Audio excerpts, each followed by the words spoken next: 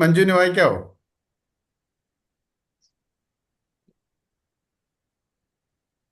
അത് വായിക്കാം.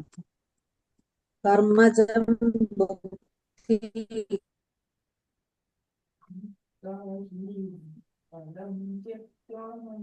നിന്റെ ഫോണിൽ ഏതാണ്ട് കുഴപ്പമുണ്ട്.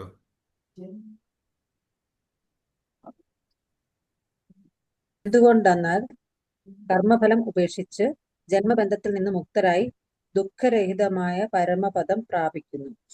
സമത്വ ബുദ്ധി കൈവരിച്ച് കർമ്മയോഗത്തിന് തയ്യാറാവൂ എന്ന് പറഞ്ഞുവല്ലോ, അതുകൊണ്ടുള്ള പ്രയോജനം സ്പഷ്ടമാക്കുന്നു. യഥാർത്ഥ ജീവിതകല വശമാക്കി മാതൃകാ ജീവിതം നയിക്കുന്ന ജ്ഞാനികൾ കർത്തവ്യ കർമ്മങ്ങളൊക്കെയും ഫലാകാംക്ഷയില്ലാതെ സമചിത്തതയോടെ ചെയ്യുന്നു. മനുഷ്യനെ സംസാരത്തിൽ ബന്ധിക്കുന്ന അഹന്തയും സ്വാർത്ഥകാമനകളും അവർക്കില്ല. ഉള്ളിൽ ഉദിക്കുന്ന ചിന്തകളിൽ അഭിമാനിക്കുമ്പോഴാണ് അഹങ്കാരം ഉടലെടുക്കുന്നത്. കർമ്മഫലത്തിൽ കണ്ണുവെച്ച് പ്രവർത്തിക്കുക എന്നതാണ് അഹങ്കാരത്തിന്റെ സ്വഭാവം. അഹങ്കാരവും ഫലേച്ഛയും ഇല്ലാതെ സമബുദ്ധിയോടെ പ്രവർത്തിക്കുന്ന കർമ്മയോഗി വാസനാ മാലിന്യങ്ങൾ മുഴുവൻ തുടച്ചു നീക്കി പരമപദം പ്രാപിക്കുന്നു. ഒന്ന് എക്സ്പ്ലെയിൻ ചെയ്യാവോ?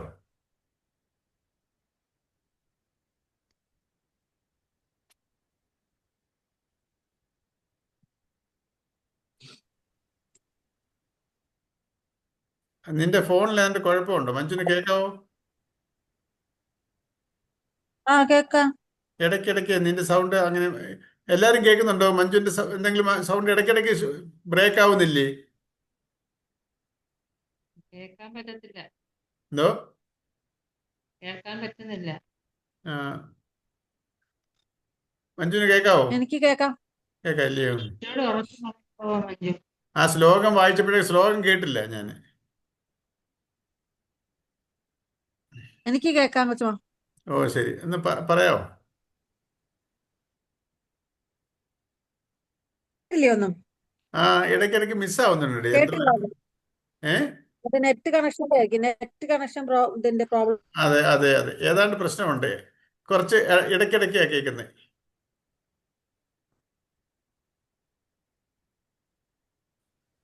ഒന്നുകൂടെ വായി. അതാ ഏതാണ്ട് പ്രശ്നമുണ്ട്.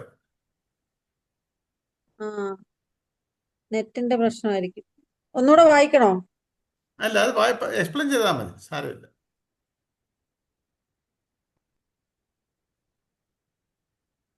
അപ്പൊ നേരത്തെ പറഞ്ഞതിന്റെ ബാക്കി തന്നെയല്ലേ ഇപ്പോഴും പറയുന്നത്? അതെ, നമ്മള് സമത്വ എന്തോ ഇതുണ്ട്, ഇടയ്ക്കിടയ്ക്ക് ഇതാവുന്നു. ആ എന്ത് കണ്ടിന്യൂറ്റി ചെയ്യും? ഇല്ല, എന്താ? കണ്ടിന്യൂറ്റി ഇല്ല. ആ, അപ്പൊ എനിക്ക് കേൾക്കാൻ പറ്റുന്നുണ്ട് പക്ഷെ എല്ലാം. ലയ ചേച്ചിക്ക് പറയാവോ? എക്സ്പ്ലെയിൻ ചെയ്യാവോ? എക്സ്പ്ലെയിൻ ചെയ്യാം. കേൾക്കുന്നില്ലയോ അപ്പൊ പക്ഷെ ഞാൻ പറയുന്നത്? ഇപ്പൊ കേൾക്കും, പക്ഷെ കണ്ടിന്യൂറ്റി ഇല്ല, ഇടയ്ക്കിടയ്ക്ക് വിടുന്നു. ഇന്നാ നീ പറഞ്ഞു തുടങ്ങി. ഇപ്പം നമ്മൾ വായിച്ചത് കേട്ടോ? എക്സ്പ്ലനേഷൻ വായിച്ചത് കേട്ടായിരുന്നോ? അത് ഇടയ്ക്കിടയ്ക്ക് കേട്ട് സമത്വ സാരമില്ല, എക്സ്പ്ലെയിൻ ചെയ്താൽ മതി.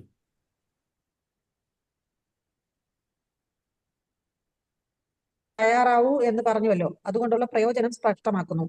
യഥാർത്ഥ ജീവിതകല വശമാക്കി മാതൃകാ ജീവിതം നയിക്കുന്ന ജ്ഞാനികൾ കർത്തവ്യ കർമ്മങ്ങളൊക്കെ ഫലാകാംക്ഷയില്ലാതെ സമചിത്തതയോടെ ചെയ്യുന്നു. മനുഷ്യനെ സംസാരത്തിൽ ബന്ധിക്കുന്ന അഹന്തയും സ്വാർത്ഥകാമനകളും അവർക്കില്ല. ഉള്ളിലുള്ള ചിന്തകൾ ഉള്ളിൽ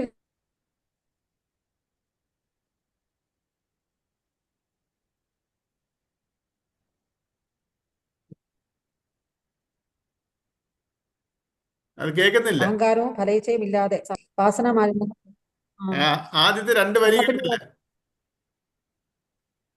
അപ്പൊ എന്ത് ചെയ്യും? ഉള്ളിൽ ഉദിക്കുന്ന ചിന്തകളിൽ അഭിമാനിക്കുക, അത് കേട്ടില്ല.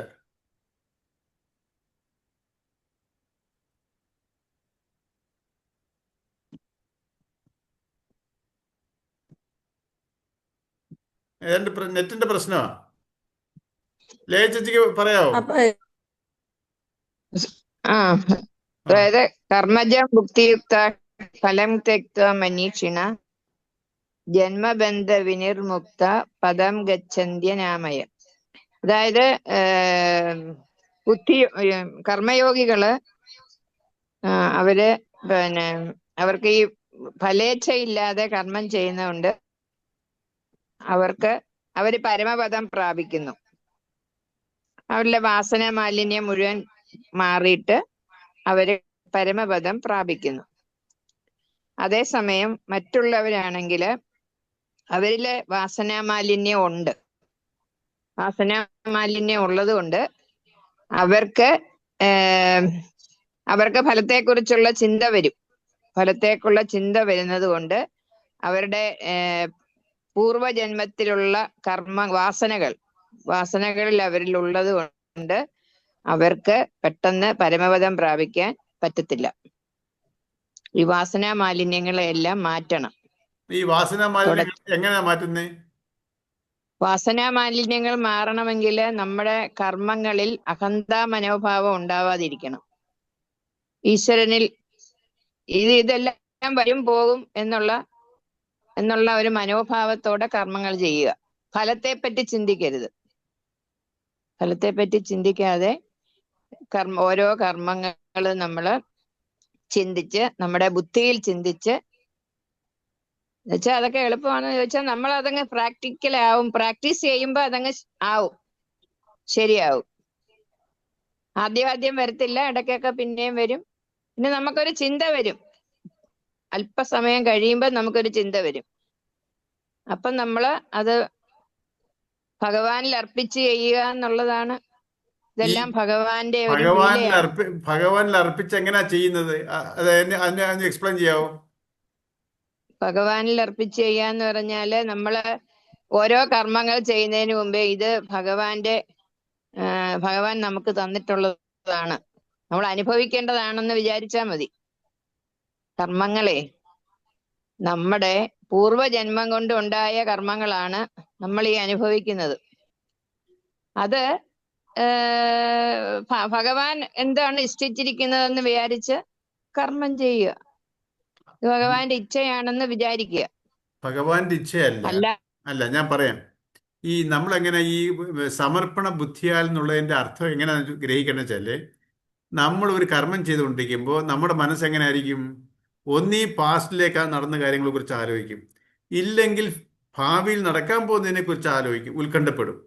അപ്പം ഈ സമർപ്പണം വെച്ചാല് ഞാൻ ഇപ്പോഴാണ് സമർപ്പിച്ചത്. ഞാൻ ഇന്നലത്തെ കാര്യമോ നാളത്തെ കാര്യമോ അല്ല. അത് രണ്ടും ഇപ്പം ഇല്ല. ഇന്നലത്തെ കഴിഞ്ഞു പോയി, നാളെ വന്നിട്ടുമില്ല. ഞാൻ ഇപ്പം സമർപ്പണം ചെയ്യണം. എൻ്റെ ഈ കർമ്മത്തിനെ ഞാൻ സമർപ്പണം ചെയ്യിച്ചാൽ എൻ്റെ മനസ്സ് പൂർണ്ണമായും ഈ ഇതിൽ തന്നെ നിൽക്കണം. മനസ്സിങ്ങനെ പോകുമ്പോഴേ തിരിച്ചു കൊണ്ടുവരണം. ഇതാണ് സമർപ്പണം. എന്നെ ഇപ്പം നിലനിർത്തിക്കൊണ്ടിരിക്കുന്നത് ഈ ചൈതന്യമാണ്, ഈശ്വരനാ. അല്ലാതെ നമ്മളിങ്ങനെ ചെയ്യുമ്പോൾ ദൈവമേ ഈശ്വരനാ ചെയ്യുന്നത്, ഞാനിത് ചെയ്യുന്നത്, ഈശ്വരൻ്റെ ഇച്ഛ നടക്കട്ടെ. ഈശ്വരൻ്റെ ഇച്ഛയല്ല, എൻ്റെ കാർമിക് എഫക്റ്റ് അവിടെ നടക്കുന്നത്. എല്ലാം നടക്കുന്നത് ഈശ്വരനല്ല. പക്ഷേ ഈശ്വര ഇച്ഛ അല്ല അവിടെ നടക്കുന്നത്. എൻ്റെ കാർമിക് എഫക്റ്റ് ഞാനാ ചെയ്യുന്നത്, ഈശ്വരൻ ചെയ്യുന്നില്ല. ഈശ്വരൻ നമ്മളെ രക്ഷിക്കുന്നുമില്ല, ശിക്ഷിക്കുന്നുമില്ല. പിന്നെ ഈ ശിക്ഷയെന്നും രക്ഷയെന്നും ഒക്കെ എങ്ങനെ നമുക്ക് മനസ്സിലാവുന്നേ? ഞാൻ ചെയ്ത് കൂട്ടുക. ശിക്ഷിക്കുക ഞാൻ എന്നെ ശിക്ഷിക്കുക. ദൈവമല്ല എന്നെ ശിക്ഷിക്കുന്നത്. എൻ്റെ അഹംബുദ്ധിയാണ് എനിക്ക് ശിക്ഷയായിട്ട് വരുന്നത്. വിവേകബുദ്ധി എൻ്റെ രക്ഷയായിട്ടും വരും. അതുകൊണ്ടാണ് പറയുന്നത് ധർമ്മമാണ്. നമ്മൾ ധർമ്മത്തിൽ ഇരുന്നാൽ ആ ധർമ്മം നമ്മളെ രക്ഷിക്കും. അതുകൊണ്ടല്ലേ കർണനും ഇവരൊക്കെ പറയുന്നത്, കർണൻ ചോദിക്കുമല്ലോ, എന്താ കൃഷ്ണ ഇങ്ങനെ ശരിയാണോ, നീ ധർമ്മമാണോ ചോദിക്കുമ്പോൾ, നീ ധർമ്മത്തിൽ പറയാൻ നിനക്കെന്താ അവകാശം? നീ ധർമ്മത്തിനെ രക്ഷിച്ചിട്ടില്ല, പിന്നെ എങ്ങനെ ആ ധർമ്മം നിന്നെ രക്ഷിക്കും? അപ്പം നമ്മുടെ ഈശ്വര അർപ്പണം എന്ന് പറയുന്നത് ഈ ഒരു കൺസെപ്റ്റാണ്. നമ്മുടെ മനസ്സിനെ പ്രസന്റിൽ നിർത്തുക. പ്രസന്റാണ് എൻ്റെ ഈശ്വരൻ. ഈശ്വരൻ എന്നെ നിലനിർത്തുന്ന അപ്പോഴാ.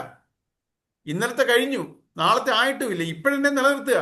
അപ്പൊ എൻ്റെ ഈ മനസ്സ് പൂർണ്ണമായിട്ടും ഇപ്പൊ ഞാൻ അതാണ് എനിക്കിത് ഇപ്പൊ ഈ കർമ്മം ചെയ്യാൻ പറ്റുന്നതിന്റെ കാരണം എന്നിൽ ആ ഈശ്വര ശക്തി ഉണ്ടായതുകൊണ്ടാണ്. ഈശ്വര ശക്തി ഉണ്ടായിട്ട് ആ ഈശ്വരന്റെ ഒരു ഇച്ഛയല്ല എനിക്ക് ഈ ഒരു കർമ്മം ചെയ്യുന്നതിന് ഞാൻ ഒരു എക്സാമിനേഷൻ പഠിക്കുന്നു, എനിക്കൊരു ജോലിക്ക് വേണ്ടി. ആ ജോലിക്ക് എൻ്റെ ആഗ്രഹമാണ്, ഈശ്വരൻ്റെ ആഗ്രഹമല്ല എനിക്ക് ജോലി വാങ്ങിച്ചു തരണമെന്ന്. അപ്പം എൻ്റെ ആഗ്രഹത്തിന് കാമ്യകർമ്മങ്ങളെ സമർപ്പണ ബുദ്ധിയാ ചെയ്യണം. എനിക്കൊരു ജോലി വേണം. ഓക്കെ, ദൈവമേ ഞാൻ ഇതിന് എക്സാം പഠിക്കാൻ പ്രിപ്പയർ ചെയ്യുക. ആ ടോട്ടൽ മൈൻഡും ഞാൻ ഈ പ്രസന്റിൽ പഠിക്കുന്നതിലോട്ട് ടോട്ടൽ, അല്ലാതെ അയ്യോ ഇത് കിട്ടിയില്ലെങ്കിൽ എന്തുവാകും, എൻ്റെ ഭാവി പോക്ക, ഇതാണ് ലാസ്റ്റ് ചാൻസ്, അയ്യോ ഇത് കൂടെ കിട്ടിയില്ലെങ്കിൽ പിന്നെ നമ്മുടെ ഉത്കണ്ഠയാണ്. അല്ലെങ്കിൽ എൻ്റെ മനസ്സ് പഴയതിലോട്ട് പോകും, പാസ്റ്റിലോട്ട് പോകും. ഇത് ഒരു ദുഃഖമാണ്, ഞാൻ എന്തെല്ലാം സഹിച്ചു. മനസ്സ് ഇങ്ങനെ പോകാതിരിക്കുന്നതിനെ സമർപ്പണ ബുദ്ധി. ഇപ്പോൾ ഈ ബുദ്ധിയെ ഇപ്പൊ ഇവിടെ നിലനിർത്തണം. ഇന്നലത്തെ കാര്യമോ നാളെ വരാൻ പോകുന്ന കാര്യത്തിലോട്ട് എൻ്റെ മനസ്സ് പോകരുത്. അതാണ് ഈ സമർപ്പണ ബുദ്ധിയാന്ന് പറയുന്നത്. മനസ്സിലായി? ഈ ഒരു നമ്മളത് ശരിക്കും മനസ്സിലാക്കണം. ചിന്തിച്ചു നോക്കി, ശരിയാന്ന് തോന്നുന്നുണ്ടോ? ഒരു കാര്യം ചെയ്യട്ടെ. നമുക്ക് ഇഷ്ടമുള്ള ഇപ്പം പറയുന്നത് നമുക്ക് വേറൊന്നും ചിന്തിക്കുന്നില്ല, പ്രസന്റിലെ കാര്യം മാത്രം ചിന്തിക്കുന്ന പല നമ്മളിപ്പോ യൂട്യൂബ് കാണുക. അപ്പൊ നമുക്ക് ശരിക്കും പറഞ്ഞാൽ അതിനകത്ത് അങ്ങ് മുഴുകിയിരിക്കത്തില്ലേ? നമ്മൾ പാസ്റ്റും ചിന്തിക്കുന്നില്ല, ഭാവിയും ചിന്തിക്കുന്നില്ല. അതിനകത്ത് ഫുൾ മുഴുകിയിരിക്കുക, നമ്മളെ തന്നെ മറക്കുന്നു. അതല്ല ഞാൻ ചോദിക്കുക, ആ കർമ്മം സമർപ്പണ ബുദ്ധിയോടെ ചെയ്യുന്ന ഒരു കർമ്മമാകത്തില്ലേ ശരിക്കും പറഞ്ഞ? ഞാനിങ്ങനെ ആലോചിക്കുക, നല്ല കാര്യങ്ങളല്ല, പക്ഷെ നമ്മളെ തന്നെ മറന്ന് ചെയ്യുന്ന ഒരു കാര്യമാണ് നമ്മുടെ നല്ല ഈ പറഞ്ഞ കാര്യം എന്ന് പറഞ്ഞത്. 100% കോൺസെൻട്രേഷൻ നമുക്ക് നല്ലതല്ലെങ്കിൽ പോലും ആ ഈ 100% കോൺസെൻട്രേഷൻ അതിനകത്ത് എല്ലാവർക്കും കൊടുക്കാൻ പറ്റുന്നുണ്ട്. നമ്മൾ ആരും അറിയുന്നില്ല, ചുറ്റും നടക്കുന്നത് എന്താണെന്ന് അറിയുന്നില്ല, ആര് വന്നു പോകുന്നു എന്ന് അറിയുന്നില്ല, പാസ്റ്റും ഇല്ല, പ്രസന്റും ഇല്ല, ഫ്യൂച്ചറും ഒന്നും അല്ല. ഞാനിങ്ങനെ ആലോചിക്കുക, പക്ഷെ അതൊരു നല്ല കാര്യമല്ലല്ലോ. ആ കർമ്മത്തിൽ മുഴുകിയിരിക്കുന്നുണ്ട്, നമ്മളെ തന്നെ മറക്കുന്നുണ്ട്. നമ്മളാണെന്ന് നമ്മൾ കർത്തൃത്വവും ഇല്ല, ഭോക്തൃത്വവും ഇല്ല. അപ്പൊ അതൊരു ശരിക്കും പറഞ്ഞാൽ അതൊരു കർമ്മം, അത് ശരിക്കും സമർപ്പണ ബുദ്ധിയോടെ ചെയ്യുന്ന ഒരു കർമ്മം. അത് ശരിക്കും സമർപ്പണ ബുദ്ധിയോടെ ചെയ്യുന്ന കർമ്മമാണ്. നമുക്ക് മനസ്സിലായല്ലേ? അതല്ലേ ഞാൻ ചോദിക്കുക. അതെ, പക്ഷെ അതിലെ ഒരു കാര്യമുണ്ട്. പ്രകാരമാണ് അതൊരു സമർപ്പണ ബുദ്ധിയോടെ വരുന്ന ഒരു കർമ്മം ഓട്ടോമാറ്റിക്കലി. ഇപ്പൊ ഞാനൊരു കാര്യം ചോദിക്കുക. ഇപ്പൊ നീ പറഞ്ഞ എക്സാമ്പിൾ തന്നെ, ഒരു ഗുണ്ട അങ്ങേരെ ഒരു കാര്യം ഏൽപ്പിച്ചു, ഇത്ര ലക്ഷം രൂപ തരാം, നീ ഇത് ചെയ്തു തരണം. അയാളെ കർമ്മം ചെയ്യാൻ പോവാ, ഒരാളെ കൊല്ലാൻ പോവാ. ആ കാര്യത്തിലോട്ട് അയാൾ സമർപ്പണം ചെയ്യുക, വളരെ സമർപ്പണം ചെയ്യുന്നു. അതിനെ എക്സിക്യൂട്ട് ചെയ്യും. നമ്മുടെ കർമ്മത്തിന്റെ അതാ പറഞ്ഞു, എൻ്റെ വാസനയുടെ ഈ വാസന ശരിയാണോ ഇല്ലയോ, ഞാൻ ചെയ്തു കൂട്ടുന്ന കർമ്മങ്ങൾ അവരവരുടെ ശരിയാ. നമ്മളെല്ലാം അവരവരുടെ ശരികളിൽ കൂടെ നീങ്ങുക. ഇപ്പൊ ഈ യൂട്യൂബ് കാണുന്നത് എൻ്റെ ധർമ്മമാണ് എന്നുള്ള എൻ്റെ ഈ വാസനാ കർമ്മങ്ങളെ ധർമ്മത്തിൽ ചെയ്യണം. എന്നുവെച്ചാൽ എന്തുവാ, നമ്മൾ ഏതും ഞാൻ ഒരു കള്ളനായിക്കോട്ടെ, എന്തായിക്കോട്ടെ, ഈ പതുക്കെ. പക്ഷെ നീ പറഞ്ഞ ഇപ്പൊ ഈ യൂട്യൂബ് കാണുന്നതിന്റെ ഒരു ധർമ്മമല്ലല്ലോ, എൻ്റെ കർത്തവ്യമല്ലല്ലോ. യൂട്യൂബ് കാണുക എന്നുള്ളത് എൻ്റെ കർത്തവ്യമാണ്. അതൊരു കർമ്മമല്ലേ, നമ്മളിപ്പോ ചെയ്യുന്ന ഒരു കർമ്മമാണത്. കർത്തവ്യ കർമ്മം, എനിക്ക് വന്നു ചേർന്നിട്ടുള്ള കർത്തവ്യ കർമ്മം. ഇപ്പൊ ഞാന് എന്തെങ്കിലും വീട്ടു ജോലി ഇട്ടിട്ട് ഞാൻ ഇരുന്ന് യൂട്യൂബ് കാണുമോ, അത് കർത്തവ്യമാണോ? അല്ല, ഞാൻ പറഞ്ഞത് വേറെ എന്തെങ്കിലും ഒരു കർമ്മം, നമുക്ക് ഇഷ്ടമില്ലാത്ത ഒരു കർമ്മം ചെയ്യുമ്പോൾ നമ്മുടെ മനസ്സ് പാസ്റ്റിലും പോകും, പ്രസന്റിലും പോകും, പാസ്റ്റിലും പോകും, ഫ്യൂച്ചറിലും പോകും. അതിനകത്ത് കോൺസെൻട്രേറ്റ് നമുക്കിപ്പോ ഒരു പാഷൻ ഉള്ള ഒരാൾക്ക്, നമ്മളിപ്പം എന്തെങ്കിലും കലകളിൽ മുഴുകിയിരിക്കുന്ന അയാൾ ഇതുപോലൊരു പാഷനുള്ള ജോലിയാണ് ചെയ്യുന്നതെങ്കിൽ അയാളും അതിമറന്നായിരിക്കും ചെയ്യുന്നത്. അതിനകത്ത് ഫുള്ളി കോൺസെൻട്രേറ്റഡ് ആയിട്ട് ചെയ്യും. അതിനകത്ത് അയാൾക്ക് മനസ്സിലായി, നീ പറഞ്ഞ ആസ്പെക്ട് മനസ്സിലായി. പക്ഷേ ഇത് നമുക്ക് വന്നു ചേർന്നിട്ടുള്ള അതിനകത്ത് അങ്ങ് മുഴുകിയിരുന്ന് ജോലി ചെയ്യുക. അല്ല, അതില് അങ്ങനെ ഒരു സാത്വിക, പക്ഷെ അത് അതിന്റെ ധർമ്മത്തിന്റെ വശങ്ങളും കൂടെ ചിന്തിക്കണം. ഞാൻ എൻ്റെ ശരികളിൽ കൂടെ പോകരുത്. എനിക്ക് ആഗ്രഹമുണ്ട്, എനിക്ക് ചില ആഗ്രഹങ്ങൾ സാധിക്കും. നീ പറഞ്ഞ ആഗ്രഹം എന്തുവാ? ഞാനിപ്പോ ഒരു ഫോൺ വന്നുകൊണ്ട് എനിക്കൊരു ഡിസ്റ്റർബ്. നീ പറഞ്ഞൊരു പോയിന്റ് എന്തുവാ, ആഗ്രഹം എന്തുവാ? അല്ല, നമുക്ക് ഇഷ്ടമുള്ളൊരു കാര്യമാണെങ്കിലേ, ചെയ്യുന്ന ഇഷ്ടമുള്ള ഒരു കാര്യമാണെങ്കിൽ നമ്മൾ അതിനകത്ത് മുഴുകിയിരിക്കും. നമ്മൾക്കൊന്നും പരിസര ബോധമൊന്നും വരത്തില്ല, നമ്മൾ ചെയ്യുന്നതായിട്ടും അറിയുന്നില്ല, സമയം പോകുന്ന അറിയത്തില്ല. നമുക്ക് ഇഷ്ടമുള്ള കാര്യങ്ങൾ ചെയ്യുമ്പോ അപ്പൊ ഫുള്ള് ഇൻവോൾവ്മെന്റ് അതിനകത്ത് തന്നെ, കോൺസെൻട്രേഷൻ അതിനകത്ത് കിട്ടുന്നുണ്ട്. ആ കോൺസെൻട്രേഷനിൽ ഇതുണ്ടോ, എനിക്കിത് ചെയ്യാൻ പറ്റുന്നത് ഈ എന്നിലുള്ള ഈ ചൈതന്യത്തിന്റെ പ്രസരിത അങ്ങനെയുള്ള ഒരു ഓർമ്മയുണ്ടോ? അപ്പോഴേ അത് മറന്നുപോയാൽ അതാ നമ്മൾ ഈശ്വരനെ മറക്കുന്നു. ഇപ്പൊ ഞാൻ ഇരിക്കുന്നത് എന്റെ വാസനയില, എന്റെ ഇഷ്ടത്തിലാ മുഴുകിയിരിക്കുന്നത്. ഞാനിപ്പോ ഓരോ നിമിഷവും നിരന്തര ചിന്തനം എന്തോ പറയുന്നേ, ഞാൻ ഇത് ചെയ്യുന്നത് ഈ എന്നിലുള്ള ഈശ്വര ശക്തിയിലാണ് ഞാൻ ചെയ്യുന്നത്, എന്റെ വാസനയിലല്ല. ചൈതന്യത്തെ പറ്റിയാണ് ഓർക്കേണ്ടത്. എപ്പോഴും നമ്മൾ ചൈതന്യത്തെ പറ്റിയാണ് ഓർത്തുകൊണ്ടിരിക്കേണ്ടത്. അല്ല, നമ്മൾ ചെയ്യുന്ന കർമ്മത്തെ പറ്റിയല്ല, നമ്മൾ ചെയ്യുന്ന കർമ്മം ചൈതന്യത്തിലായതുകൊണ്ടാണ് നമുക്ക് ചെയ്യാൻ പറ്റുന്നത് ഇതെപ്പോഴും എന്നുള്ളത്. എനിക്കിത് ചെയ്യാൻ പറ്റും. ഇതാണ് നിരന്തരം ഞാൻ ഈ ഈശ്വരനാണെന്നുള്ള ഞാൻ ഈ വാസനയല്ല, അല്ലെങ്കിൽ ഈ ശരീരമല്ല, ഞാൻ ഈശ്വരന്റെ ഒരു അംശമാണെന്നുള്ള നിരന്തര ചിന്തനം. വേറെ എന്തോ ചിന്ത? ഈ നിരന്തരം ചിന്തിക്കേണ്ട ഇതിനെക്കുറിച്ചാ, എൻ്റെ ജോലിയെക്കുറിച്ചല്ല. എൻ്റെ ഈ ജോലി ചെയ്തുകൊണ്ടിരിക്കുമ്പോൾ ഞാൻ ഇത് ചെയ്യുവാണ്, നമ്മൾ മുഴുകുക. ഈ മുഴുകിയിരിക്കുന്ന സമയത്തും നമ്മൾ ഒരു നിത്യം ഞാൻ ഈ ചെയ്യുന്ന ഈശ്വരനിലാണ് നിത്യം. അതാണ് എൻ്റെ വാസന മുഴുകിയിരിക്കുന്ന വെച്ചാൽ ഈശ്വരനെ മറന്നിട്ടിരിക്കുക. എനിക്ക് ഇഷ്ടമുള്ള ഇഷ്ടത്തിൽ മുഴുകിയിരിക്കുക, എൻ്റെ ഇഷ്ടത്തിൽ മുഴുകിയിരിക്കുന്നു. അങ്ങനെ ആയിക്കൂടാ. അതെ. അല്ല ഞാനിപ്പോ പറയുന്നത്, ഇപ്പൊ നമുക്ക് ചിന്തിക്കാൻ വേണമല്ലോ. ഇപ്പൊ നമ്മൾ മുഴുകിയിരിക്കുകയാണെങ്കിൽ ഈശ്വരനിൽ ചൈതന്യത്തിലാണ് ചെയ്യുന്നതെങ്കിൽ നമുക്ക് മറ്റേ കാര്യം ചിന്തിച്ചാലേ നമുക്ക് പ്രവർത്തിക്കാൻ പറ്റത്തുള്ളൂ. നമുക്ക് ചിന്തയില്ലാതെ അത് ഒരു കാര്യം പ്രവർത്തിക്കണമെങ്കിലേ നമുക്ക് അതിനകത്ത് എന്ത് ചെയ്യാൻ പറ്റും, ഇങ്ങനെയൊക്കെ ചിന്തിക്കണ്ടേ? അതെ. അപ്പം നമ്മൾ ഇടയ്ക്കിടയ്ക്ക് അത് മാറിയല്ല ഭഗവത് ചൈതന്യത്തിലാണ് ഇരിക്കുന്നത്, വീണ്ടും മറ്റേ കാര്യത്തിന് എന്താണ് നമ്മൾ ചെയ്യേണ്ടതെന്നുള്ള ചിന്തിക്കണം. ഇടയ്ക്കിടയ്ക്കല്ലേ പറ്റത്തുള്ളൂ. കണ്ടിന്യൂസ് ആയിട്ട് ചൈതന്യത്തിലാണ് ചെയ്തത്, നമുക്ക് ഇപ്പുറത്തോട്ട് ചിന്തിക്കാൻ പറ്റുന്നില്ലല്ലോ. അല്ല, നമുക്ക് ഒരു കാര്യം നോർമലായിട്ട് ഏത് കാര്യങ്ങൾ ചെയ്തുകൊണ്ടിരിക്കുമ്പോഴും നമ്മൾ ആ കാര്യത്തിന് മാത്രം അപൂർവ സന്ദർഭങ്ങളിലേ ഉള്ളൂ നമ്മൾ അതിനകത്തിലങ്ങ് മുമ്പിൽ വന്ന് നിന്നാൽ പോലും അറിയാത്തത്. മറ്റുള്ള കാര്യങ്ങളൊക്കെ നമ്മുടെ ഒരു സംഗതി നടക്കുമ്പോഴേ നമ്മുടെ ചിന്തകൾ പലയിടത്തോട്ട് പോകുന്നുണ്ട്. ആ പലയിടത്തോട്ട് പോകുന്നതിന് പകരം ഇത് ഈശ്വരനാണ് ഞാൻ ചെയ്തുകൊണ്ടിരിക്കുന്നത്. ഗീത പഠിച്ചപ്പോൾ ഞാൻ മനസ്സിലാക്കി, ഓരോ കർമ്മങ്ങളും ഞാൻ ചെയ്യുന്ന ഈ ഈശ്വരന്റെ പ്രസൻസിലാണ്, ഈശ്വരന്റെ എന്നെ ഉള്ളിലാണെന്നുള്ള രീതി. ആ ചിന്തയാണ് പാരലായിട്ട് പോകാമല്ലോ. എനിക്ക് അങ്ങനെ ഒരു കഴിവുണ്ടല്ലോ മനസ്സിന്. ഒരു കാര്യം ചെയ്യുകയും അതിൻ്റെ കൂടെ വേറെ ചിന്തിക്കാനുള്ള കഴിവുണ്ടെങ്കിൽ ആ ചിന്തിക്കുന്നത് ഈശ്വരനെ കുറിച്ചായിരിക്കണം. അതിന്റെ രണ്ടും കഴിവുണ്ട്. പക്ഷെ നമ്മളിപ്പോ ഒരു കാര്യം ചെയ്യുക, ഒരു കാര്യം ചിന്തിച്ച് എഴുതണം.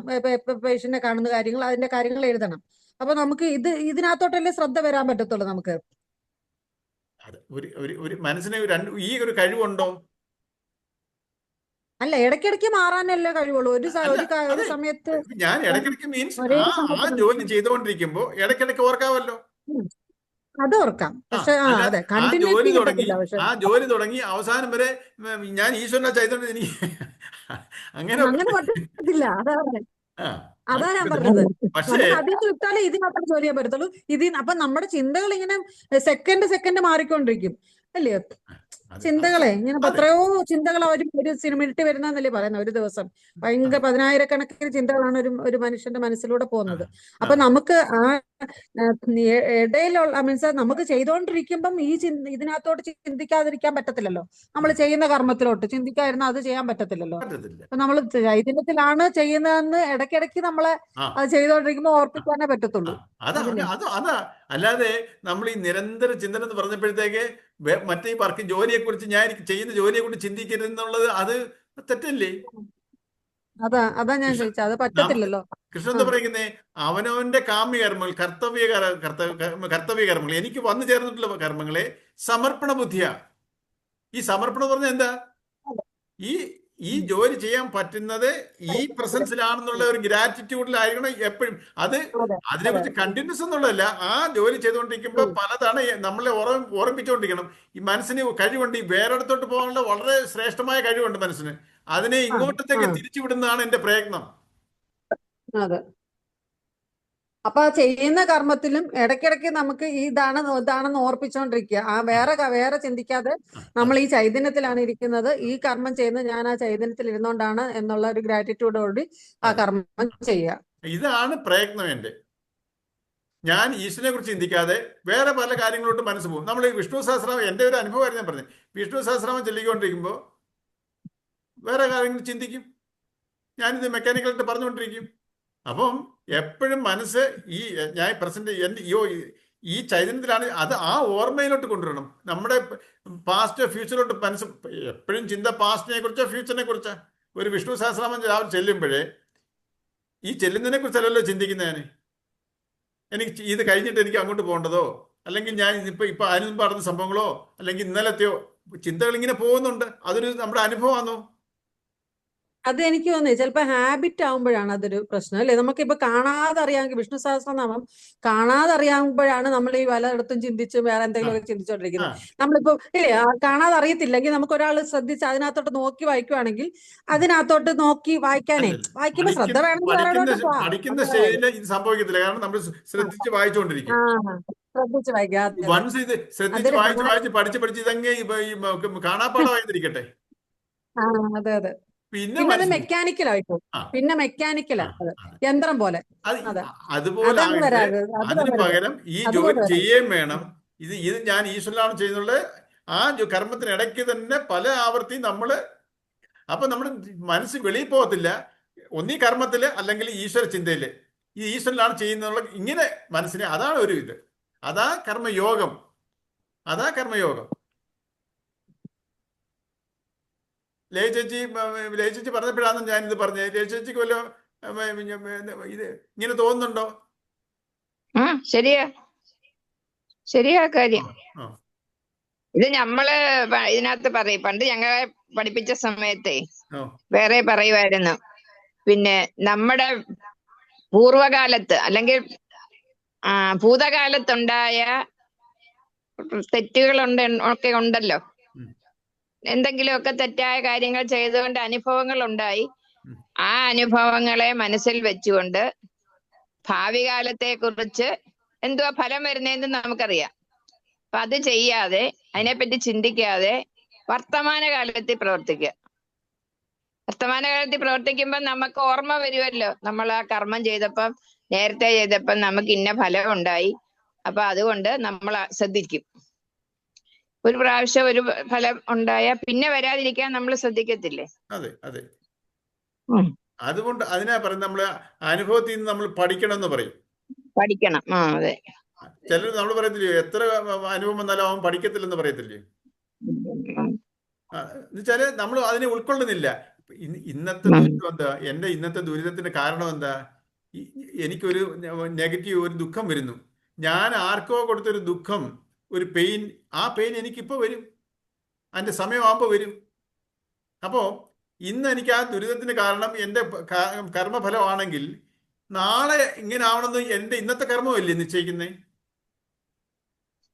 നാളെ എനിക്ക് സുഖമായിരിക്കണം എന്നുണ്ടെങ്കിൽ ഞാൻ ഇന്ന് ആ എൻ്റെ കർമ്മങ്ങളെല്ലാം ധർമ്മത്തിലായിരിക്കണം, കർമ്മയോഗത്തിലായിരിക്കണം. കർമ്മം എന്ന് പറഞ്ഞാൽ അഹന്താമമതയുടെ, എൻ്റെ ഇഷ്ടങ്ങള്, എനിക്കിത് അനുഭവിക്കണം, എനിക്കിത് വേണ്ട, എനിക്കിത് വേണം, അഹന്താമമതയുടെ.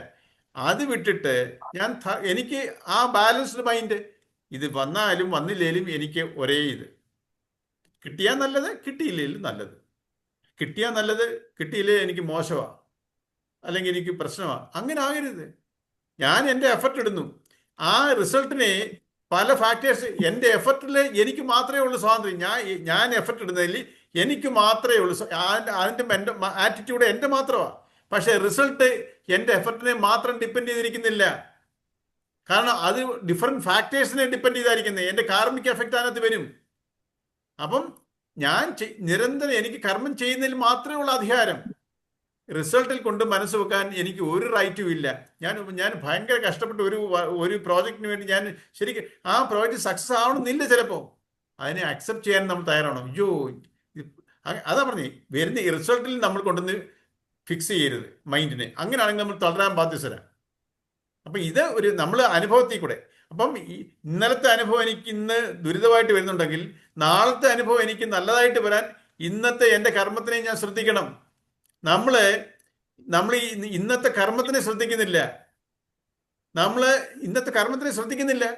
നമ്മൾ മനസ്സിങ്ങനെ പൊയ്ക്കൊണ്ടിരിക്കുക, കർമ്മത്തിൽ ശ്രദ്ധയില്ല. എന്നുവെച്ചാൽ അഹന്ത മമതയുടെ ഫാക്ടർ ഉണ്ടാവരുത് അതിൽ. ആ അഹന്ത മമത എന്ന് പറയുന്നതാണ് എൻ്റെ ദുരിതത്തിന്റെ കാരണം. അപ്പൊ ഇത് ഈശ്വര ധർമ്മത്തിൽ ഒരു കർമ്മം ചെയ്യുമ്പോൾ എനിക്ക് അഹന്ത മമതയിലും ചെയ്യാം, ധർമ്മത്തിലും ചെയ്യാം. ആ ധർമ്മത്തിന്റെ പാത തിരഞ്ഞെടുക്കുമ്പോൾ നാളത്തെ എൻ്റെ അനുഭവങ്ങളൊക്കെ നമുക്ക് അതിലാ സ്വസ്ഥതയിലോട്ട് സമാധാനത്തിലോട്ട് പോകാൻ കാരണം. ഇന്നലത്തെ അധർമ്മത്തിന്റെ പേരിലാണ് ഞാൻ ഇന്ന് ദുഃഖം അനുഭവിക്കുന്നെങ്കിൽ ഇന്നെൻ്റെ കർമ്മങ്ങളെ ധർമ്മത്തിന്റെ രീതിയിൽ ആചരിക്കാൻ ഞാൻ പ്രയത്നിക്കണം. പ്രയത്നം വെച്ചാൽ എൻ്റെ മനസ്സുകൊണ്ടാണ് പ്രയത്നിക്കണ്ടേ, കൈകൊണ്ടല്ല. മനോഭാവം, ഈ മൈൻഡ്, എൻ്റെ പാപചിന്തകൾ എന്ന് പറഞ്ഞാൽ പാസ്റ്റിനെ കുറിച്ചും ഫ്യൂച്ചറിനെ കുറിച്ചുള്ള ചിന്തകളെ പറയുന്നതാണ് പാപചിന്ത. ഞാൻ ആ പാപചിന്ത വിടണം. എനിക്ക് ഇന്ന് ഈ ചെയ്യാൻ കഴിയുന്നതിന് കാരണം എൻ്റെ ഈ ചൈതന്യത്തിന്റെ, ഈ ഈശ്വരന്റെ പ്രസൻസ് എന്നിൽ ഉണ്ടായതുകൊണ്ടാണ്. അപ്പം അതിലാണ് ഞാൻ, അപ്പം ഈ കർമ്മവും ഈ കർമ്മത്തിന് ആധാരമായ ശക്തിയും ഇത് രണ്ടും റെസിപ്രോക്കലായിട്ട് ഇങ്ങനെ പോയിക്കൊണ്ടിരിക്കണം. അല്ലാതെ ഈ കർമ്മത്തിലും വേറെ ചിന്തകളിലോട്ട് പോകരുത്. കർമ്മത്തിലും ഈ കർമ്മം ചെയ്യാൻ ഒക്കുന്ന എൻ്റെ ഒരു ഈശ്വര സാന്നിധ്യവും ഞാൻ പരസ്പര പൂരകമായിട്ട് പോയിക്കൊണ്ടിരിക്കണം. ഈ മനസ്സ് പാസ്റ്റിലോട്ടും ഫ്യൂച്ചറിലോട്ടും പോകാൻ സമ്മതിക്കരുത്. അവിടാണ് നമ്മുടെ പ്രയത്നം. അത് എൻ്റെ മനോഭാവത്തിലാണ് പ്രയത്നം ഇരിക്കുന്നത്. ശരീരം കൊണ്ടല്ല ആ പ്രയത്നം. ഈ പ്രയത്നം വേറെ ആർക്കും മനസ്സിലാവത്തില്ല. നമ്മൾ ചെയ്തുകൊണ്ടിരിക്കുന്നതെല്ലാം നമ്മളിപ്പോൾ എന്താണ് ചെയ്തുകൊണ്ടിരിക്കുന്നത് ഈ സമൂഹത്തിൽ അല്ലെങ്കിൽ വീട്ടിൽ, അതങ്ങനെ തുടരാം. പക്ഷെ എൻ്റെ മനസ്സിൻ്റെ ചിന്താഗതി എനിക്ക് മാത്രം സ്വന്തം, വേറെ ആർക്കും അറിയാൻ പറ്റത്തില്ല. ഈ മനസ്സിന്റെ ചിന്താഗതിയാണ് പറയുന്ന പ്രയത്നമെന്ന്, നമ്മൾ ഈ പറഞ്ഞ രീതിയിൽ, ഡയറക്ഷനിൽ. അപ്പോൾ ഇത് നമ്മുടെ ഈ ബാഹ്യമായിട്ടുള്ള വ്യവഹാരത്തിൽ ഒരു മാറ്റവും വരുത്തണ്ട. നമ്മളത് എന്താന്ന് വെച്ചാൽ ചെയ്തുകൊണ്ടിരിക്കാം. പക്ഷേ അതിൽ എൻ്റെ മനസ്സ് അറ്റാച്ച്ഡ് ആവത്തില്ല. ഞാൻ അതിൽ കടിച്ചു തൂങ്ങത്തില്ല. എൻ്റെ ഇഷ്ടത്തിൽ ഞാൻ കടിച്ചു തൂങ്ങാതെ ഇഷ്ടമായാലും അനിഷ്ടമായാലും എനിക്ക് ഒരുപോലെ സമചിത്തത, ഈ സമചിത്ത ബാലൻസ്ഡ് മൈൻഡിനെയാണ് കർമ്മയോഗം എന്ന് പറയുന്നത്. അതിൻ്റെ വേറൊരു ഇതാണ് ഈശ്വര ചിന്ത. എന്നിന്ന് ഈ ചെയ്യുന്നത് ഈശ്വരനിലാണ്, ഈ ശക്തിയിലാണ് ഞാൻ കർമ്മം അനുഷ്ഠിക്കുന്നത്, ഈ കർമ്മം ചെയ്യുന്നത് ഈ ഈശ്വരന്റെ സാന്നിധ്യത്തിലാണ് എനിക്ക് ഇത് ചെയ്യാൻ സാധിക്കുന്നുള്ളത്. നിരന്തരം പരസ്പര പൂരകമായി എൻ്റെ വർക്കിന്റെ ചിന്തയും ഈ ചിന്തകളും പരസ്പര പൂരകമായിട്ട് പോയിക്കൊണ്ടിരിക്കണം. അതിന് പകരം മനസ്സ് വേറെ പലതിലോട്ടും പോവും. അവിടുന്ന് മനസ്സിനെ കൊണ്ടുവന്ന് ഇതിലോട്ട് ഫിക്സ് ചെയ്യുന്നതാണ് എൻ്റെ പ്രയത്നം. ഈ ടെക്നിക്ക് നമ്മൾ ഓരോരുത്തരും സൂക്ഷ്മമായിട്ട് ചിന്തിച്ച് നമ്മൾ എന്താണ് ചെയ്യേണ്ടതെന്നുള്ള ഇത് ഈ ലൈൻസ് കൂടെ പോയാൽ മാത്രം ഈ നമ്മൾ ചിന്തിക്കേണ്ടതും എല്ലാം വരികളിൽ കൂടെ എക്സ്പ്ലെയിൻ ചെയ്യാൻ പറ്റത്തില്ല. ഒരു ശാസ്ത്രത്തിലും അങ്ങനെ എഴുതി വെച്ചിട്ടില്ല. നമുക്ക് മനസ്സിലാവും, ഓരോരുത്തർക്കും മനസ്സിലാവും. ഇത് നമ്മൾ ഈ പറയുന്ന കാര്യങ്ങളൊക്കെ എവിടെയും എഴുതി വെച്ചിട്ടില്ല. അങ്ങനെ ഈ ചിന്തിക്കുന്നതിന് നമ്മൾക്ക് ഇങ്ങനെ പോകണം എന്നുള്ളത് നമ്മൾ ഓരോരുത്തരും കണ്ടെത്തേണ്ട വിഷയമാണ്. പക്ഷേ ആ ഇൻഡിക്കേഷൻസ് എല്ലാം തരുന്നുണ്ട് നമുക്ക്. അതിനെ വെച്ചിട്ട് ആ വിവേക ബുദ്ധിയിൽ നമ്മൾ ഇതിരുന്ന് ഈ ഗീത പഠിക്കുന്ന വികാര ബുദ്ധിയിലല്ല, വിവേകത്തിൽ ചിന്തിക്കാം. ഈ കൃഷ്ണൻ പറഞ്ഞുകൊണ്ട് അല്ല ഇത് ശരിയെന്ന് ഞാൻ കരുതുന്നത്. ഞാനും കൂടെ ചിന്തിക്കുമ്പോൾ എനിക്കത് ശരിയായി തോന്നുന്നു, എൻ്റെ അനുഭവമായി മാറണം അത്. അല്ലാതെ നമ്മൾ ഇതൊക്കെ ആർക്കറിയാം. എനിക്കൊരു സാറ് പറഞ്ഞിട്ടുണ്ട്, ഇവിടെ ഗീത പഠിപ്പിക്കാൻ വന്നൊരു സാറാ, NV നമ്പ്യാതിരി സാർ എന്ന് പറഞ്ഞു. സാറ് വളരെ ആത്മാർത്ഥമായിട്ടാണ് പറഞ്ഞു. സാറിന് മരിക്കുമ്പോൾ 90 വയസ്സുണ്ട്. ഇവിടെ വന്ന് ഇങ്ങനെ ഗീതയുടെ 8 അധ്യായങ്ങൾ പഠിപ്പിച്ചു ഇവിടെ വന്ന്. അപ്പം ആ സാറ് 90 വയസ്സുണ്ട്. ദേവി ഭാഗവതമൊക്കെ സാറിൻ്റെയാ. ദേവി ഭാഗവതം അതിപ്പം രാമകൃഷ്ണ മിഷനാണ് പ്രസിദ്ധീകരിക്കുന്നത്. സാറ് ഈ സംസ്കൃതത്തിലെ പണ്ഡിതനാ. എല്ലാം അറിയാം. പാണ്ഡിത്യത്തിൽ വെച്ചാൽ അറിവുകൊണ്ട് എല്ലാം അറിയാം. ആ നമ്പ്യാർ സാർ പറഞ്ഞതാ, ഞാൻ ഈ ഗീതയൊക്കെ എനിക്ക് 1 ഇഞ്ച് പോലും എൻ്റെ വാസനയിൽ നിന്ന് മാറാൻ പറ്റിയിട്ടില്ല. അപ്പോൾ ഈ അറിവിന്റെ തലത്തിൽ ഇരുന്നിട്ട് സാറിന്റെ വേറെ ആരെങ്കിലും പറയുമോ? 90 വയസ്സ് ആയ ഒരാളെങ്ങനെ പറയൂ? അത്രയ്ക്ക് സാർ എത്ര ആ ഒരു ഓപ്പൺ മെന്നാസ് സാറിനുണ്ടായിരുന്നു. നമ്മൾ ഈ അറിവിനെ എനിക്ക് എൻ്റെ ജീവിതത്തിലോട്ട് പകർത്താൻ കഴിഞ്ഞിട്ടില്ല. എൻ്റെ വാസനയിൽ നിന്ന് സാറ് പറഞ്ഞ സെന്റൻസാ, ഞാൻ 1 ഇഞ്ച് വാസന എനിക്ക് മാറാൻ കഴിഞ്ഞിട്ടില്ല. നമ്മൾ അങ്ങനെ അതാ പറഞ്ഞേ. ഇപ്പൊ ഓരോരുത്തരുടെയും സാറ് പറഞ്ഞത് സാറിന്റെ വീക്ക്നെസ് അല്ല, സാറിന്റെ വാസന അത്ര സ്ട്രോങ് ആയിരിക്കും. ഓരോരുത്തരുടെയും വാസന, കാർമിക് എഫക്റ്റ്. നമ്മുടെ വാസന മറയെന്ന് പറയത്തില്ലയോ, അത് ഭയങ്കര കട്ടി, ചിലത് നേരത്തെ ആയിരിക്കും എന്ന് പറഞ്ഞ പോലെ സാറിന് പാണ്ഡിത്യം നല്ലതായിട്ടുണ്ട്. പക്ഷെ സാറ് പറഞ്ഞ എന്തുകൊണ്ട് സാർ അങ്ങനെ പറയും? പല പ്രാവശ്യം പറഞ്ഞിട്ടുണ്ട്, 1 ഇഞ്ച് പോലും എൻ്റെ വാസന. നമ്മളെ ഈ വാസന സ്റ്റിക്ക് ഓൺ ചെയ്യുന്ന അല്ല, നമ്മൾ ആ വാസനയിൽ നിന്ന് മാറണം. എൻ്റെ ഇഷ്ടാനിഷ്ടങ്ങളിൽ ഞാൻ മാറണം. അതിൽ ഞാൻ പൊയ്ക്കുന്നു. എൻ്റെ വാസനയെ കണ്ടിന്യൂ ചെയ്യുന്നിടത്തോളം കാലം എനിക്ക് ജന്മങ്ങൾ വന്നിട്ടേയിരിക്കും. എനിക്ക് ജന്മം കുറഞ്ഞ് എനിക്ക് ഈശ്വരനോട്ട് ലയിക്കണം എന്നുണ്ടെങ്കിലോ ഈ വാസന മാലിന്യം നിർമ്മാർജ്ജനം ചെയ്യണം. അതിൻ്റെ നമ്മൾ ഭൗതികമായിട്ടുള്ള ഒരു ഇമ്പ്യൂരിറ്റി അല്ല. എൻ്റെ ഇഷ്ടാനിഷ്ടങ്ങളെയാണ് ഈ വാസന മാലിന്യം എന്ന് പറയുന്നത്. എൻ്റെ ഇഷ്ടം നല്ലതും അനിഷ്ടം മാലിന്യവും അങ്ങനല്ല.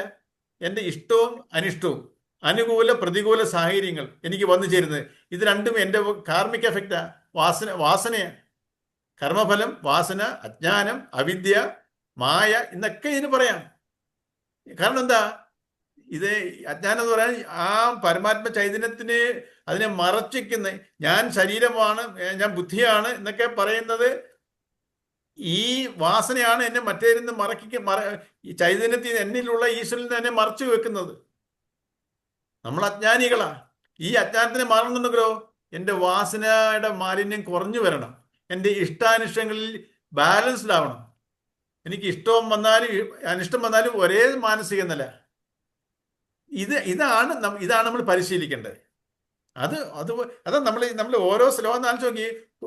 പുതിയ പുതിയ കാര്യങ്ങളല്ല ഈ പറയുന്നത്, പല രീതിയിൽ പറയുന്നതേ ഉള്ളൂ. പുതിയ പുതിയ ഇൻഫർമേഷൻ അല്ല. ഒരു കാര്യത്തിനെ തന്നെ പല രീതിയിൽ റെപ്പറ്റീഷൻ ചെയ്തത് അതിനെ ഉറപ്പിക്കാനാണ് ഇങ്ങനെ പറഞ്ഞുകൊണ്ടിരിക്കുന്നത്, പല രീതിയിൽ.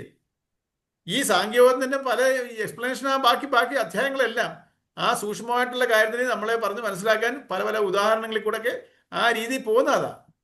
അപ്പം നമ്മൾ ഒരു ചെറിയ 2 പാരഗ്രാഫുകൾ നമ്മൾ എന്തും വേണ്ടി സംസാരിച്ചു.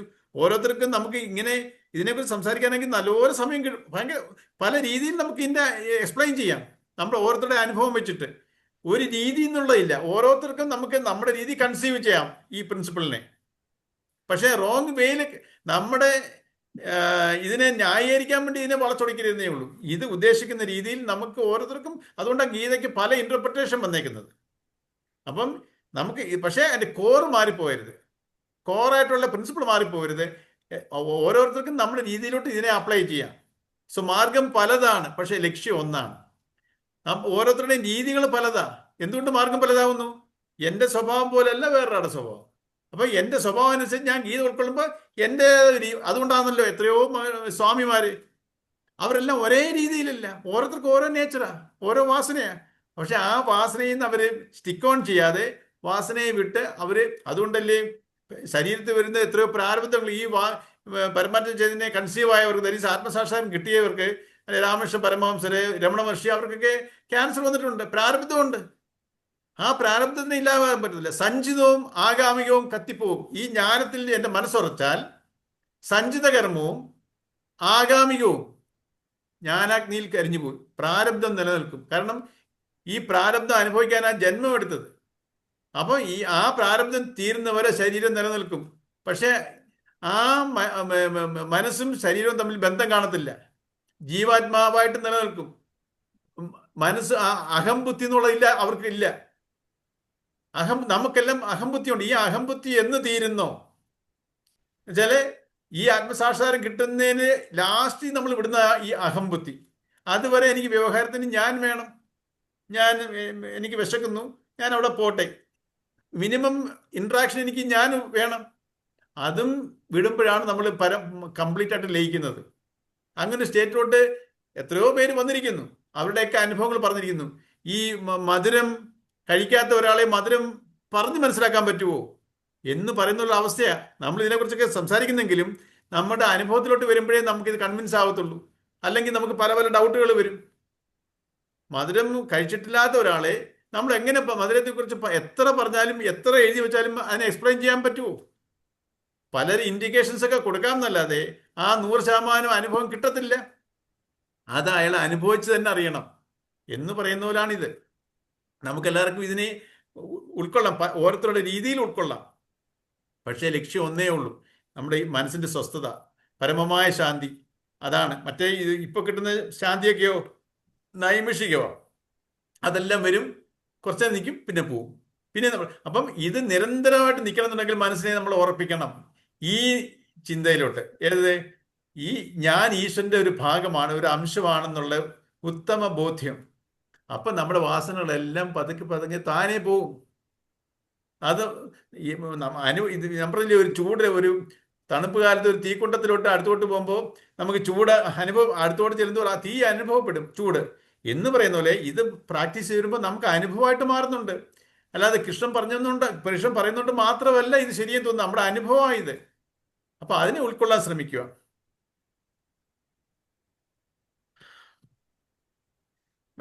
വായിക്കണോ ഈ ബാലകൃഷ്ണൻ സാറിന്റെ ആ ബുക്കിനകത്ത് വായിക്കണം.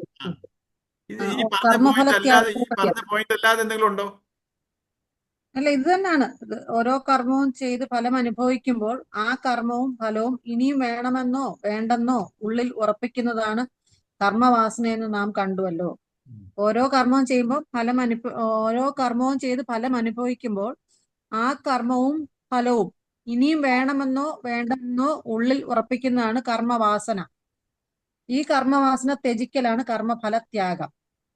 കർമ്മവാസന ഉള്ളിൽ തങ്ങിയാൽ അത് വീണ്ടും കർമ്മം ചെയ്യാനും ഫലം അനുഭവിക്കാനും കാരണമായി തീരും. കർമ്മവാസനയാണ് സംസാര വൃക്ഷത്തിന്റെ വിത്ത്. ഈശ്വര ബുദ്ധി പുലർത്തി ആത്മസാക്ഷാത്കാരം ലക്ഷ്യമാക്കി കർമ്മം ചെയ്യുന്നയാൾ കർമ്മമോ ഫലമോ തനിക്കിനിയും വേണമെന്നോ വേണ്ടെന്നോ ഒരിക്കലും കൊതിക്കുന്നില്ല. തനിക്ക് പരമമായി വേണ്ടത് ചിത്തശുദ്ധിയും സത്യബോധവുമാണ്. അവയ്ക്ക് തടസ്സമായി നിൽക്കുന്ന പുനർജന്മ കർമ്മവാസനകളെ കർമ്മം ചെയ്ത് അവസാനിപ്പിക്കുകയാണ് തന്റെ ലക്ഷ്യം.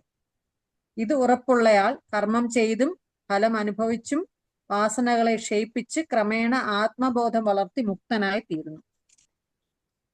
നല്ല ക്ലിയർ ആയി, ഒന്നുകൂടെ ക്ലിയർ ആയി ഇല്ലയോ? അതാ നമ്മൾ അതെ നമ്മള് ഫലം ഇനിയും അല്ല, കർമ്മം ചെയ്യുമ്പോ ഒരു ഫലം അനുഭവിക്കുമല്ലോ. അപ്പൊ നമുക്ക് പിന്നെയും ചിലപ്പോ അത് ചിലപ്പോ എന്തായാലും കർമ്മം ചെയ്യുമ്പോൾ നമുക്ക് അയ്യോ ആ ഫലം ഇത് കൊള്ളത്തില്ല, അപ്പൊ അതിന് ചെയ്യണ്ടെന്ന് തോന്നും. ചില കർമ്മം ചെയ്യുമ്പോൾ അത് ഇനിയും ചെയ്യണമെന്ന് തോന്നും, സുഖം കിട്ടും അതിൻ്റെ അകത്തുനിന്ന് നല്ല ഫലം കിട്ടുമ്പോൾ. അപ്പൊ അങ്ങനത്തെ ഒരു ഫലം പോലും വന്നാൽ പോലും നമ്മൾ ഇനി ആ കർമ്മം ചെയ്യണമെന്ന് തോന്നരുത്. അങ്ങനെ അല്ലേ? അങ്ങനല്ലേ ഉദ്ദേശിച്ചത്? അത് ആ ഫലം കിട്ടാൻ വേണ്ടി, ആസക്തിയിലോട്ട് പോരുത്. കർമ്മഫലം കിട്ടാൻ വേണ്ടിയിട്ട് വീണ്ടും വീണ്ടും അത് ചെയ്യരുത്, അല്ലെങ്കിൽ അതിനെ കിട്ടാതിരിക്കാൻ പറയുന്നതാണ് വേണ്ടി അത് ആസക്തി. ചെയ്യാതിരിക്കുകയും ചെയ്യരുത്. അതിനെ പറയുന്ന ആസക്തി എന്നാ. പിന്നെ എനിക്കത് വേണം, പിന്നെ എനിക്കത് വേണം എന്നുള്ളത് ആസക്തിയാ. ആസക്തി അവോയ്ഡ് ചെയ്യണം. ഈ കർമ്മഫലം എനിക്ക് ഇനിയും കിട്ടണം, അത് വിടണം. കർമ്മഫലം കിട്ടിയാൽ തീർന്നു, ഓക്കെ. അതാ നമ്മൾ പിന്നെയും പിന്നെയും വേണം വരുമ്പോ കർമ്മഫലത്തിനെ നമ്മൾ സസ്റ്റെയിൻ ചെയ്യുക. അതിനെ എന്തുവാ നിർവീര്യമാക്കുവല്ല, അതിനെ ആർജിക്കുക, ശക്തി കൂട്ടുക ആ വാസനയെ. നന്നായിട്ട് അത് നല്ല ഒരു എക്സ്പ്ലനേഷൻ ആയിരുന്നു. തീരാറായി സമയം. അതെ, ശരി. നാളെ മൺഡേക്ക്